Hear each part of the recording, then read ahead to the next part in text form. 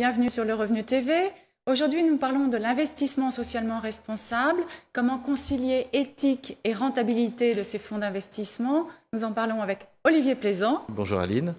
Vous êtes directeur de la gestion action d'Ecofi Investissement, qui est la filiale de gestion d'actifs du Crédit Coopératif. Vous gérez environ 5 milliards d'actifs sous les préceptes de l'investissement socialement responsable, 8 milliards au total, ce qui fait de vous un des pionniers de l'investissement socialement responsable. Vous vous occupez de la gamme Action qui tient le haut du classement, avec notamment Ecofi Action Croissance Euro, qui sur 3 ans gagne encore plus de 60%.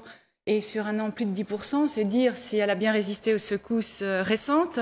Vous développez aussi Ecofi Enjeux Futurs sur une zone plus large, le monde entier. Absolument. Vous allez nous en parler. Quelle est votre méthode de gestion ISR ? Notre méthode de gestion ISR est une méthode qui est en parfaite cohérence avec les méthodes typiquement financières. Mon process de gestion est un process qui va confronter un univers de gestion croissance, sur des thèmes de croissance que nous aimons, de la croissance robuste, de la croissance visible. Et une fois que qu'on a constitué cet univers de gestion, on va le confronter avec nos analyses ISR, analyses et notes ISR qui sont mises en place par notre département ISR qui utilise des agences de notation telles que Vigeo et Sustainalytics dans les controverses. Vous faites appel à une société qui fait de la veille sur tous les sujets de controverse. C'est très important, ça. C'est le moyen de pouvoir avoir des signaux faibles sur des sociétés, parce que cette agence va aller dénicher partout là où il y a une controverse. Alors ça peut être dans des petites publications même municipales, sur une usine de société, etc.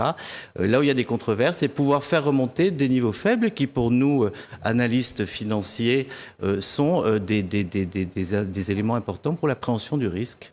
Et alors à partir de quel moment vous allez supprimer une société en croissance que vous aimeriez bien avoir, mais voilà, il y a un signal. Il faut vraiment qu'elles aient fait, vraiment que ce soit très très grave, mais ça arrive. À ce moment-là, comment est-ce que ça se passe ? On cantonne la société, elle n'est pas présumée coupable immédiatement, parce qu'il faut qu'on fasse nos diligences sur le sujet, et on entame un dialogue avec la société. On les appelle, nos analystes ISR les appellent, et nous participons à ce type de réunion. Et une étude est menée pour voir, face à ce type de problème, quelles sont les mesures qu'elles ont prises et quelles sont les mesures qu'elles vont prendre. On est toujours dans une démarche constructive. Donc, moi, en tant que gérant, la société, je n'achète pas plus, mais je ne la vends pas. Elle est dans une zone de cantonnement qui est une zone d'observation. Et c'est après nos diligences que nous voyons si nous vendons la société ou non. Vous avez des exemples de sociétés que vous avez mis dans cette zone de surveillance ? Alors oui, par exemple, BNP Paribas au moment des amendes et des problèmes avec les États-Unis.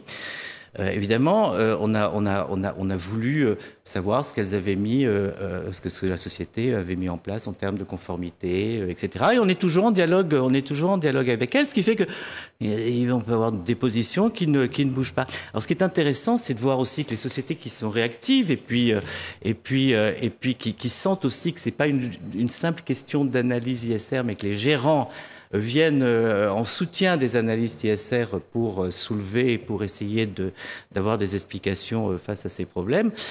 Ces sociétés, quand elles font bien leur travail, souvent elles mettent en place des procédures qui font qu'après ce sont des sociétés qui peuvent être en avance. Donc nous ne voulons pas tout de suite mettre en place la guillotine en disant on vend la société. Non, on dialogue.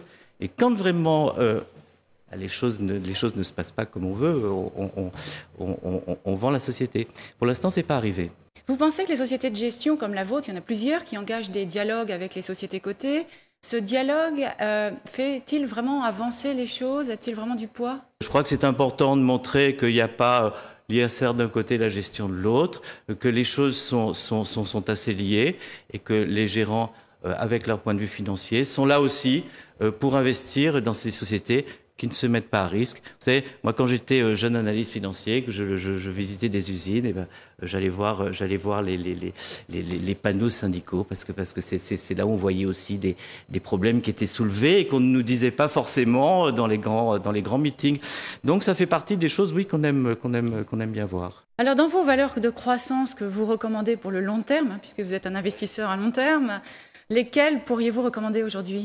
Alors non, il y a des valeurs qu'on aime bien. Alors les valeurs qu'on aime bien, c'est des valeurs qui sont accrochées à des moteurs de croissance pérennes, comme la démographie, comme la gestion des ressources de la planète, comme les problématiques d'éducation et de service à la personne. Ça, c'est des thèmes qui nous semblent intéressants parce qu'il y a de la visibilité sur ces thèmes, tout simplement.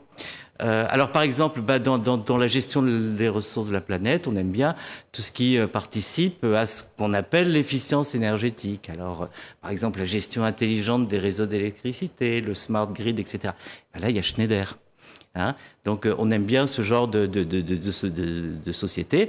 C'est une valeur de fonds de portefeuille. Bien sûr, après on raisonne en termes financiers, on ajuste nos positions. Il y a une exposition en Asie et en Chine, donc ça c'est un petit peu bougé, mais ça nous a permis de traiter sur la valeur, mais on l'a en portefeuille d'un point de vue fonds de portefeuille.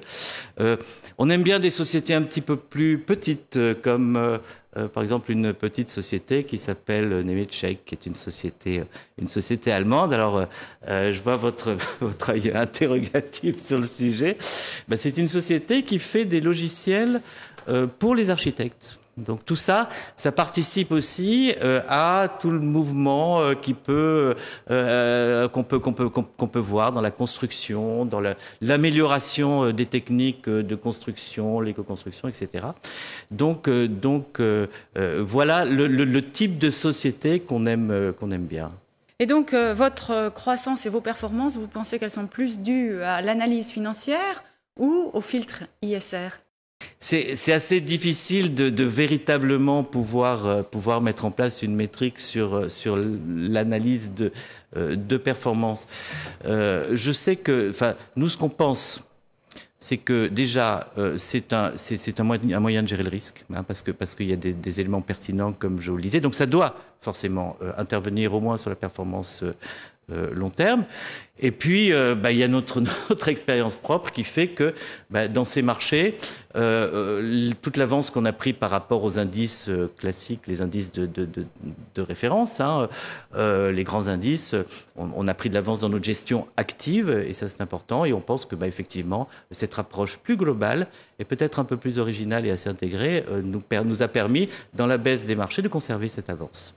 Et aujourd'hui, vous recommanderiez plutôt le fonds euro ou le fonds mondial Ecofi Enjeux Futurs? Alors, les deux sont évidemment intéressants. Moi, je pense que le Fonds mondial présente le grand avantage d'une répartition des risques géographiques.